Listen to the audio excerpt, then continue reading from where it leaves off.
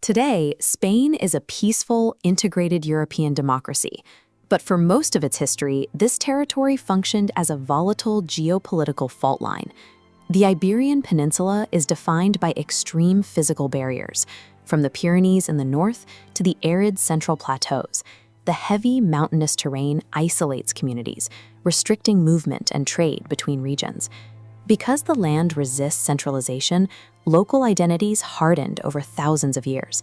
Any power seeking to rule the entire peninsula had to overcome this geography, requiring immense force to bind these fragmented regions together. By the first millennium BC, Iberia was a mosaic of isolated native tribes, such as the Celtiberians and Lusitanians, living alongside competing coastal trading outposts established by Phoenician and Greek sailors. Looking at this map, you can see the deep political fracturing of ancient Iberia. This decentralized layout made the peninsula an exposed target, turning it into a battleground for the Mediterranean's expanding powers, Carthage and Rome. Over 2 centuries of warfare, Roman legions gradually erased those tribal lines. Once conquered, Rome imposed the peninsula's first widespread integration, linking the harsh terrain with networks of roads and aqueducts, and absorbing the local population into a shared Latin culture. When the Western Roman Empire collapsed in the 5th century AD, migrating Visigoths crossed the Pyrenees.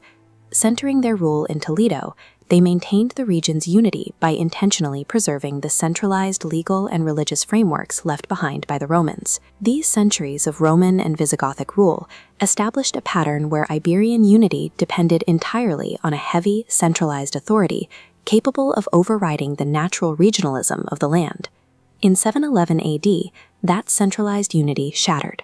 Muslim, Arab, and Berber forces crossed the Strait of Gibraltar, taking advantage of a Visigothic civil war to rapidly conquer nearly the entire peninsula. Islamic rule inaugurated a new era for the region, now known as Al-Andalus. By allowing Christians and Jews to practice their faiths in exchange for attacks, the authorities fostered a multi-religious society that produced advancements in medicine, philosophy, and architecture. But political cohesion remained fragile. By the early 11th century, the unified Caliphate of Córdoba disintegrated, splitting into dozens of smaller, competing principalities known as taifas. This political fracturing proved to be a fatal vulnerability. The division between the taifas created the opening the small Christian kingdoms in the mountainous north needed to begin expanding southward and reclaiming territory. The northern Christian advance, the Reconquista, ground on for centuries. The shifting frontiers ultimately consolidated under powerful northern kingdoms, reinforced by the strategic marriage of Queen Isabella of Castile and King Ferdinand of Aragon in 1469. Operating in unison, the Catholic monarchs directed their combined military might at Granada. In 1492, the final Muslim stronghold fell, ending nearly 800 years of Islamic presence in Iberia. To secure their newly unified territory, Ferdinand and Isabella demanded absolute cultural and religious conformity.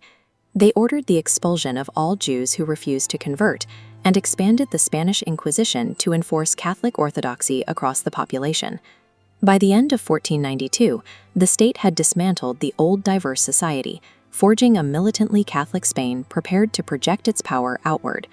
That same year, the monarch sponsored Christopher Columbus's voyage westward. Within decades, Spanish conquistadors had subdued native empires in the Americas, transforming Spain's local victory into a global holding. By 1516, King Charles I controlled a territorial footprint that spanned the crowns of Castile and Aragon, the Kingdom of Naples, the New World colonies, and the vast Habsburg realms of Central Europe. Enormous quantities of silver and gold from the mines in Mexico and Peru flowed directly into the treasury. This wealth funded a cultural renaissance of art and literature, fueling the works of painters like Velázquez and writers like Cervantes. Yet this sprawling structure required constant defense. The crown drained its treasury fighting to suppress the Protestant Reformation in Northern Europe, while simultaneously deploying fleets to battle the Ottoman Empire in the Mediterranean. The administrative burden of micromanaging multiple continents, combined with endless warfare and domestic rebellions, created a mathematically impossible task. The hyper-centralized empire began cracking under the sheer weight of its own borders. The violent fracturing of the empire accelerated in 1808, when Napoleon Bonaparte betrayed his Spanish allies and installed his brother on the throne. The people of Madrid launched a mass uprising, triggering the Peninsular War. While Spain fought French occupiers at home, its American colonies seized the opportunity to revolt. By 1825, Spain had lost nearly its entire overseas empire, dealing a permanent blow to its economy and global standing. Stripped of colonial wealth, the central government weakened, triggering decades of internal conflict. The 19th century devolved into a sequence of Carlist civil wars, military coups, and a briefly proclaimed republic that quickly collapsed amid regional divisions. Without an external empire to enforce cohesion, the historical pendulum swung heavily in the other direction. Spain returned to its natural state of deep internal fracture. In 1936, this political polarization reached a breaking point. Military officers led by Francisco Franco launched a coup against the democratic Second Republic, plunging the nation into the Spanish Civil War. The conflict internationalized instantly. With Nazi Germany and Fascist Italy backing Franco and the Soviet Union supplying the Republicans, Spain became a proxy testing ground for global ideologies, leaving 350,000 dead and its cities in ruins. Franco captured Madrid in 1939 and established a totalitarian state. To guarantee unity, his regime suppressed regional identities, censoring the Basque, Catalan, and Galician languages to force a singular Castilian culture onto the entire population. As the Cold War progressed, Western powers re-engaged with Franco for his anti-communist stance. By the 1960s, liberalized economic policies led to a period of rapid industrialization and booming foreign tourism, raising domestic living standards. But the wealth of the Spanish miracle was decoupled from political freedom. Franco's four-decade rule represented the absolute, stifling extreme of Spain's historical cycle of enforced top-down unity. When Franco died in 1975, his chosen successor, King Juan Carlos, led a peaceful transition to democracy.